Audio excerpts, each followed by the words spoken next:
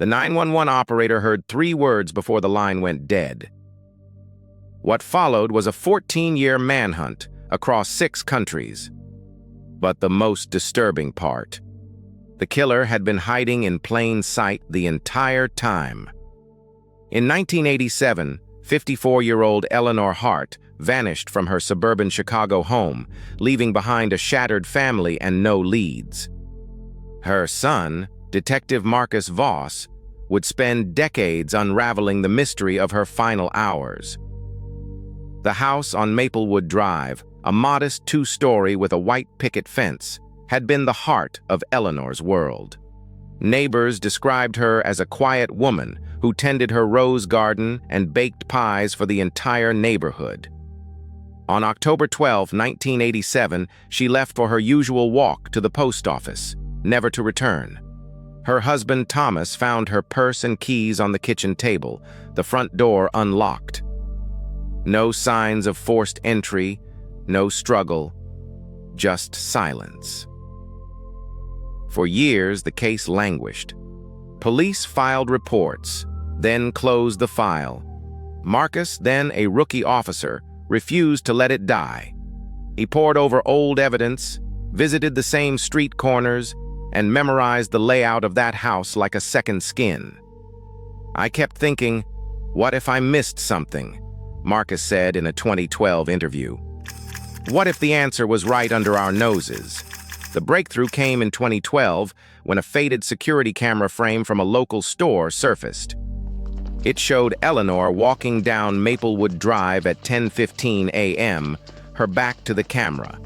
But in the background, a man in a gray trench coat lingered near her car. The image was grainy, but enough to ignite a new investigation.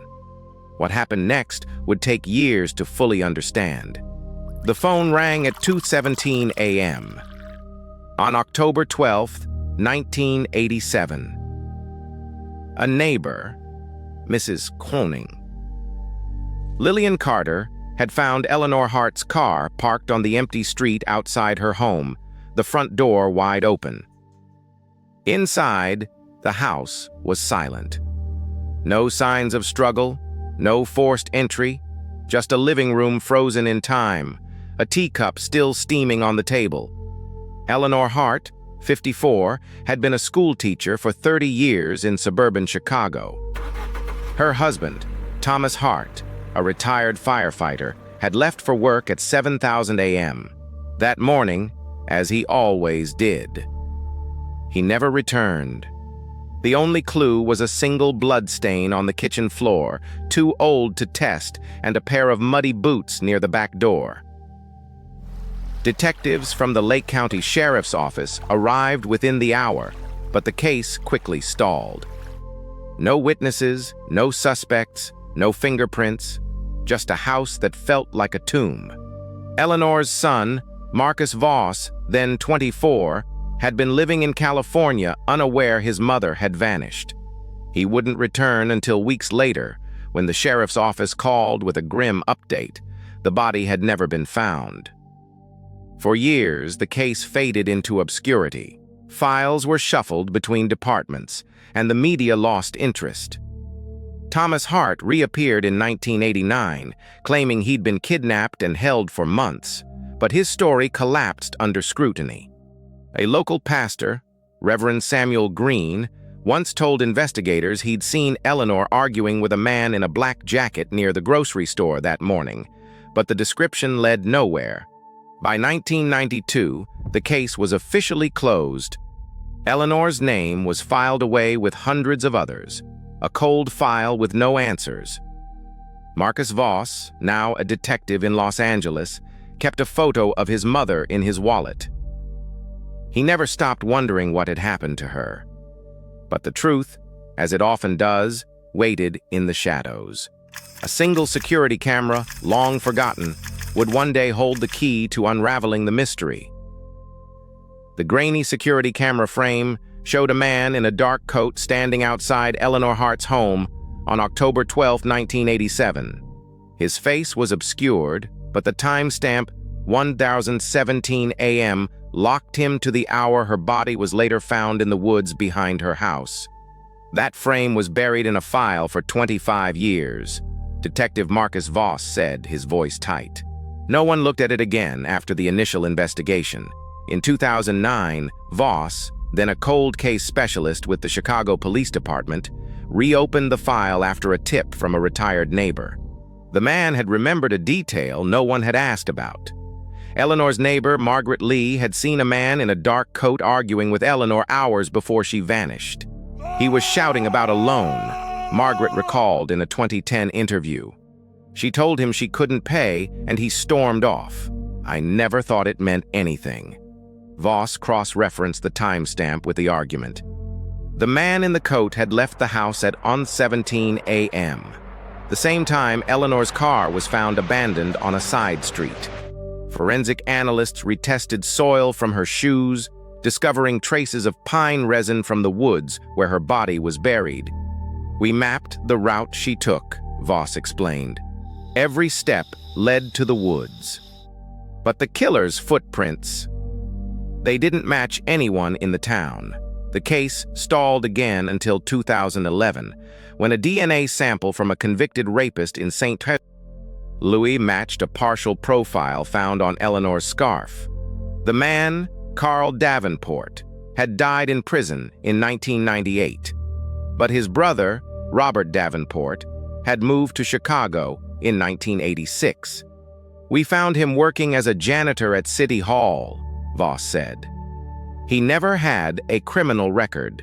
No one thought to check his alibi, but there was one detail that didn't make sense, and no one noticed it yet. The breakthrough came on January 15, 2012, when Detective Marcus Voss uncovered a sealed court file from 1989 hidden in the archives of the Cook County Sheriff's Office. Inside were transcripts of a closed-door hearing where Eleanor Hart's testimony had been deliberately erased from the official record.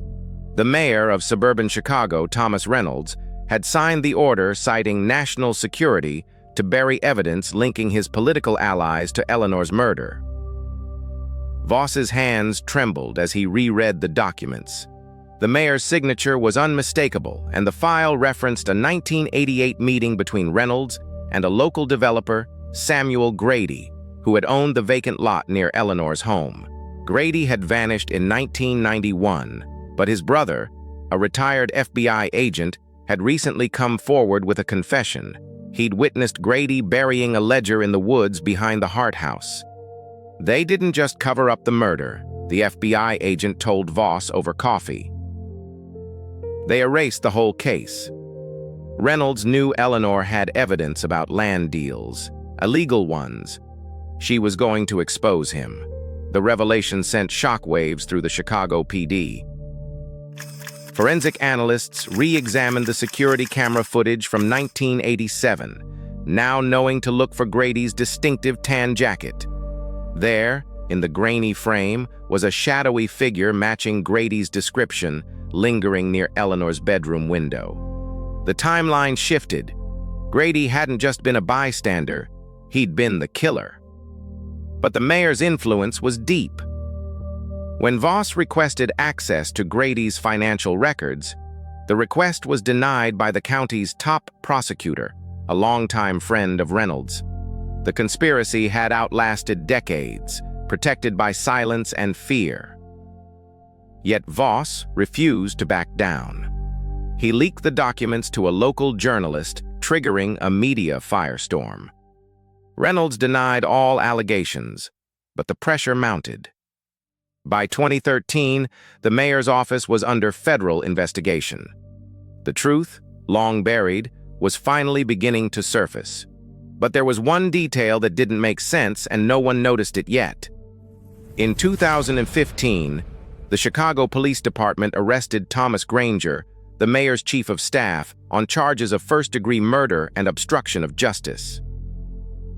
The case had gone cold for nearly 3 decades, but Marcus Voss's relentless pursuit of truth finally brought the killer to light. The trial, held in 2016 before Judge Eleanor Ramirez, revealed a web of corruption that extended beyond Granger himself. A grand jury had been bribed to suppress evidence, and the mayor had used his influence to protect his closest advisor. Eleanor's daughter, Sarah Hart, testified for the first time since her mother's disappearance, her voice steady but filled with grief.